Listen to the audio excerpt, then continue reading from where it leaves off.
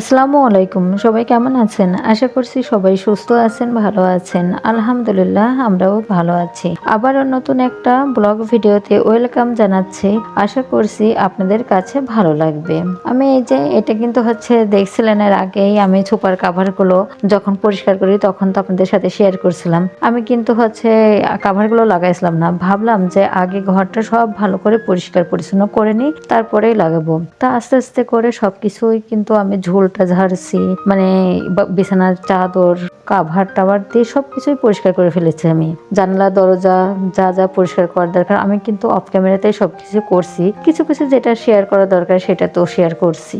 যাই হোক, সেজন্য আমি আর হচ্ছে ভাবলাম সব করিনি, তারপরে সুপার কাভার গুলো লাগাবো, পর্দাও লাগাবো। তা আমি ডাইনিং এর পর্দা তো এর আগে লাগিয়ে ফেলছি, মেয়েদের রুমেটাও লাগিয়ে ফেলেছি, আমারটাও লাগাইনি। তা ভাবলাম আস্তে আস্তে করি। আর তারপরেও হচ্ছে আমার বাচ্চাটা অনেক অসুস্থ ছিল, এই জন্য আর হচ্ছে মানে এটা ওটা করতে গেলে পারে। আর এখন তো একেবারে ছোটবেলা করে মানে করতে পারি না, পুরোটা কমপ্লিট করতে পারি না।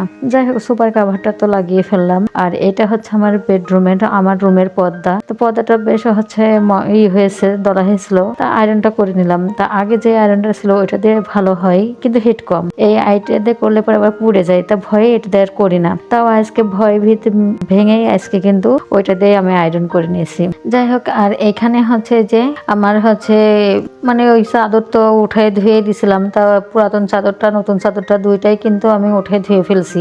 পরে যে আর কি করবে, তোষকের উপরে কিন্তু আর কোনো চাদর টাদর কোনো কিছু পারছিলাম না পুরাতনটা। তা ভাবলাম যে এটা তো উঠেই ফেলবা না, তার পারছি না, তা একটা এমনিতে চাদর পেরে রাখছিলাম। তো যাই হোক, এই যে পরিষ্কার করে শুকায়ে তারপরে নিয়ে এসে মানে পুরোনোটা আগে হচ্ছে পেরে নিলাম, তারপরে কিন্তু আমি নতুনটা পারছি। তা আগে তো আমি তোষকটা ভালো করে ঝেড়ে নিলাম, ঝাড়ার পরে আমি খাটটাও ভালো করে পরিষ্কার করলাম, তারপরে সাইড টেবিলটা পরিষ্কার করলাম। করার পরে কিন্তু আমি এখানে এই যে পুরাতন চাদরটা পারিছি, তারপরে আমার এই চাদরটা এটাও পুরাতন হয়ে গেছে, তারপরেও হয়ে গেলেও কিছু না, যে তারপরেও ভালো আছে। আর বিড়ালের বাচ্চা থাকে সবসময়ের জন্য আমাদের উপরে, এই জন্য আমি এইভাবে করেই হচ্ছে এই পুরাতনটাই পেরে নিছি। যাই হোক, গোছ গাছ করার পরে যে কুশনের দুইটাও এখানে রাখলাম। আর এই যে কোলবালিশের কাভারটা দেখছেন, এটি কিন্তু আমার একটা জামা ছিল। জামাটা হচ্ছে মোটা কাপড় ছিল বেশ, আমি মানে পরে থাকতে পারতাম না, এই জন্য আর কি করবো, তা দেখি চাদরের সাথে অনেক ম্যাচিং। তা কোলবালিশের কাভার আমি কি আর করব, কোলবালিশের কাভারটা বানিয়ে ফেললাম। বানিয়ে যে ইসের সাথে কিন্তু খুব ভালো মানাই, তাই এটা এভাবে করেই রেখে দিছি বানিয়ে। আর এরপরে কিন্তু আমি এই যে ইসের পর্দাগুলোও হচ্ছে লাগিয়ে ফেললাম। তা আমি এবার অফ ক্যামেরাতে যেয়ে টানিয়ে দিয়ে আসলাম। যাই হোক, এদিকে সাইডটা গোছানো হয়ে গেছে। আমি বেলকনিতে যে কিন্তু গাছগুলো নিয়ে আসছি, নিয়ে এসে আমার এই যে ইসে মানে যেখানে থাকে এখানে সাইড টেবিলে মানে ইসের কাছে খাটের পাশে কিন্তু আমার এই গাছটা আমি বেশিরভাগই রেখে থাকি। আর এখানে এই গাছটা অবশ্য মানে এখন দিচ্ছি, কিন্তু এই জায়গায় কিন্তু আমার সবসময়ের জন্য এই যে একটা সুপারি পাতার মতো যে গাছটা আছে, পাম ট্রি না কি বলে ওই গাছটা, আমি কোনো গাছের নামই জানি না, ওই গাছটাই বেশিরভাগ থাকে আমার। কিন্তু ওই গাছটা দেখছি একটু শুকায় মতো গেছে, দুইটা ডাল আছে, এমন দুইটা গাছে দুইটা ডাল। তা আমি আবার ওইটা বাদ দিয়ে এটাই এখন রেখে দিই। তা দুই সাইডে দুইটা রেখে দিলাম গাছগুলো নিয়ে এসে। আর এই যে ফুলদানির ভিতরে দেখছেন, এই ফুলদানি কিন্তু আমার বিড়ালের বাচ্চা 3টা ভেঙে ফেলেছে। ভেঙে ফেলার পরে আমি আবার এইটা নিয়ে রেখে দিছি, এই যে কার্টুন করে রেখে দিই সবসময়ের জন্য। আমি আর হচ্ছে এটা বের করি না।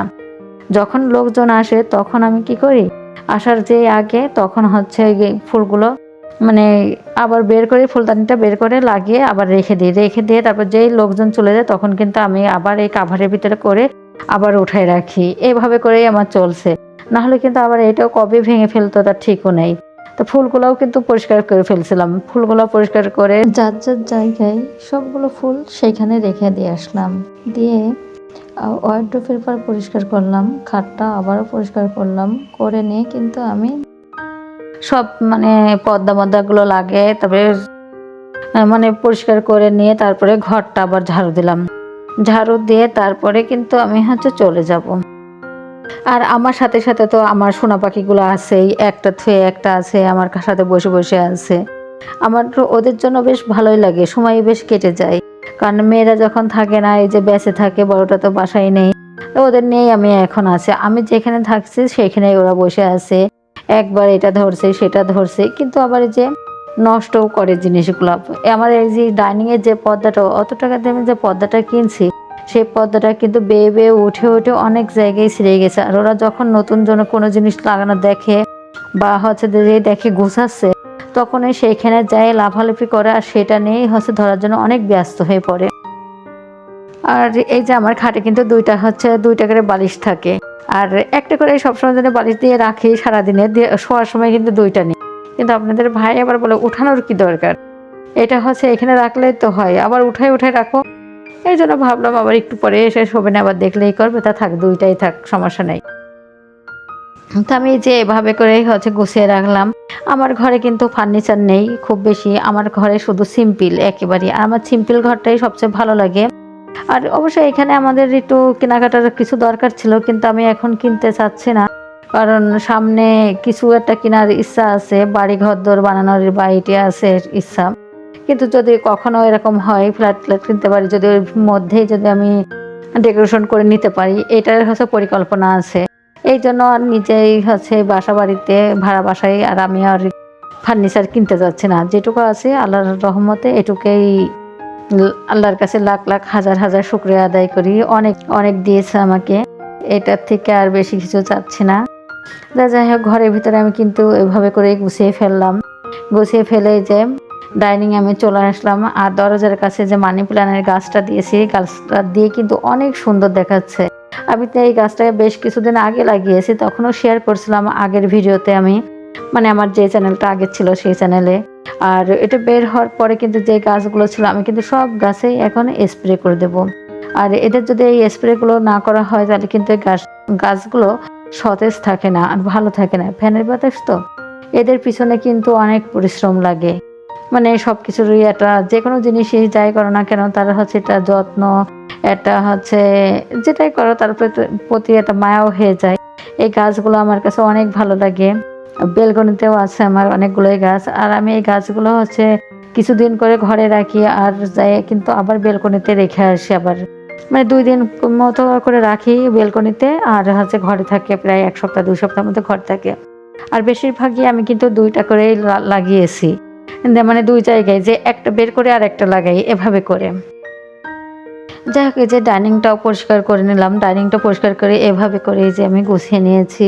তা আপনাদের কাছে কার কার কাছে কেমন লেগেছে কমেন্টে জানালে আমার কাছে ভালো লাগবে। তো যারা আমার ভিডিওটি দেখছেন তারা একটা লাইক দিবেন, কারণ আপনাদের একটা লাইক আমাকে আরও একটি নতুন ভিডিও বানাইতে উৎসাহিত করবে। আর আমার ভিডিও যদি আপনাদের কাছে একটুও ভালো লেগে থাকে তাহলে সাবস্ক্রাইব করে পাশে থাকবেন, বেল বাটনটি অন করে রাখলে আমি যে ভিডিওটাই দিব না কেন আপনাদের কাছে নোটিফিকেশন চলে যাবে। তো এই যে আপনাদের সাথে কথা বলতে বলতে দেখেন আমার ডাইনিংটাও গোছানো হয়ে গেছে, মানে সকালে অফ ক্যামেরাতেই খাওয়া দাওয়া করছি, সব কিছু করার পরে কিন্তু আমি এখানে দুপুরে রান্না করার জন্য চলে আসছি। তো ভাবছি যে কোনো কিছুই আর শেয়ার করলাম না রান্নার, তা দুপুরে রান্নাটাই তো আপনাদের সাথে আবার একটু শেয়ার করি।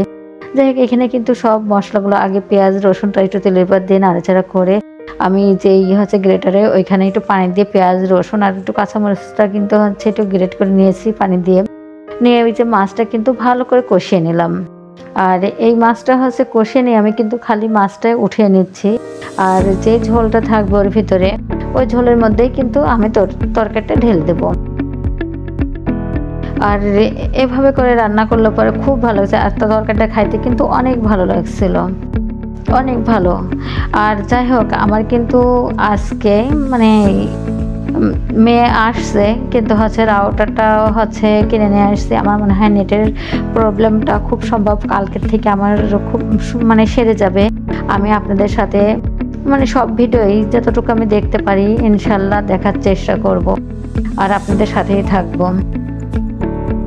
এই যে আমি কিন্তু এখানে ঝিঙেটা রান্না করেছি, কষানো পানি মানে শুকানো যাওয়ার পরে কিন্তু আমি ঝোলের পানিটা দিলাম, দিয়ে যে মাছটা আমি হচ্ছে কষানো তো উঠাই রাখছিলাম সেই কষানো মাছগুলোও কিন্তু আমি দিয়ে দিলাম, দিয়ে আমি ওই সাইডের চুলায় দিয়ে দিছি। আর এই সাইডের চুলায় আমি আরেকটা তরকারি যে রান্না করছি, এটা হচ্ছে যে লাউর চোষা আছে, সেই চোষাটা ছোট ছোট মানে চিকন চিকন করে কেটে নিয়েছি, আর আলু কাটছি, কেটে ঝাল আর পেঁয়াজ লবণ হলুদ দিয়ে এগুলো দিয়েই কিন্তু আমি হচ্ছে এখানে তরকারিটা চুলায় দিয়েছি। আর এই ভাজিটা কিন্তু খাইতে অনেক ভালো লাগে। আর এটা নাড়তে নাড়তে কিন্তু একদম হচ্ছে নরম হয়ে যাবে আর একটু কালো কালো মতো হয়ে যাবে, তাহলেই কিন্তু এই ভাজিটা খাইতে ভালো লাগবে, না হলে পরে কিন্তু ভালো লাগে না। আমি এই যে সবগুলো দিয়ে কিন্তু আমি অনেক ঘন নাড়াচাড়া করি, নাড়াচাড়া করে কিন্তু আমি এটা নামাই। আর আমার তো হচ্ছে প্রতিদিনই ডাল থাকে, আমি কিন্তু একদিন পর পর ডাল রান্না করি। তো আমি অফ ক্যামেরাতেই বেশিরভাগই ডাল রান্না করে থাকি, কারণ ডালের পানি ডালটাই বেশি রান্না করি। আপনাদের ভাই পানি ডালটাই পছন্দ করে বেশি। তো এই পানি ডালের জন্য আর কি আর ভিডিও করব বলেন, আপনাদের সাথে কি আর শেয়ার করব। এই জন্য আর পানি ডালটার কাছে শেয়ার করা হয় না, দু একদিন ভুল ভবিষ্যৎ শেয়ার করা হয়। দেখেন তরকারিটা কিন্তু মাশাআল্লাহ অনেক সুন্দর দেখা যাচ্ছিল, আর খাইতেও কিন্তু অনেক মজা হয়েছিল। আর এই যে ভাজিটাও কিন্তু হয়ে যাচ্ছে প্রায়, কিন্তু আমি আর একটু নাড়বো, নাড়ার পরে কিন্তু যখন কালো কালো হয়ে যাবে তখন আমি নামিয়ে ফেলবো। এই যে এইভাবে করে হয়ে যাবে যখন, তখনই কিন্তু নামিয়ে ফেলবো আমি। এটা নামানোর পরে কিন্তু আমি হচ্ছে চুলার পিঠটা খুব ভালোভাবে পরিষ্কার পরিচ্ছন্ন করে নেব। আমি প্রতিদিন যেভাবে করি সেভাবে করেই করে নেব। আমার কিন্তু এখনও অনেকগুলো কাজই বাকি আছে, সেই কাজগুলো আস্তে আস্তে টুকটাক করে করে নেব। আর আমার তো একটু ঠান্ডা লেগেছে, আমারও একটু গলার ঠান্ডার সমস্যা অনেক বেশি, একটু পানি টানি সেনলে বা এটি করলে অনেক ঠান্ডা লেগে যায়। তো যাই হোক, আপনাদের সাথে তারপরেও হচ্ছে ভয়েসটা দিচ্ছি, একটু যদি অন্যরকম শোনা যাইতে পারে, আপনারা সবাই ক্ষমা দৃষ্টিতে দেখবেন যে ভয়েসটা কেমন শোনা যাচ্ছে তার ঠিক নেই। আর আমার অনেক নতুন নতুন আপু যুক্ত হচ্ছেন, যদি আপনাদের কোনো ব্যাগ দিতে আমার দেরি হয়ে যায় বা দেয়নি, তাহলে আমার কমিউনিটিতে এসে একটা হচ্ছে হাই হ্যালো বলে যাবেন, তাহলে আমি বুঝতে পারবো যে আপনাদের সাথে আসলে খুঁজে পাওয়া যায় না এমনিতেই। আর 24 ঘন্টা পরে আমি ঠিকই চলে যাব আপনাদের এখানে। তো আমি এই যে আজকে কিন্তু কোনো নাস্তা পানি কোনো কিছুই বানাইনি। তো আপনাদের যারা আমার ভিডিওতে এতক্ষণ ধরে দেখছেন তাদেরকে অসংখ্য অসংখ্য ধন্যবাদ। আসসালামু আলাইকুম, আল্লাহ হাফেজ।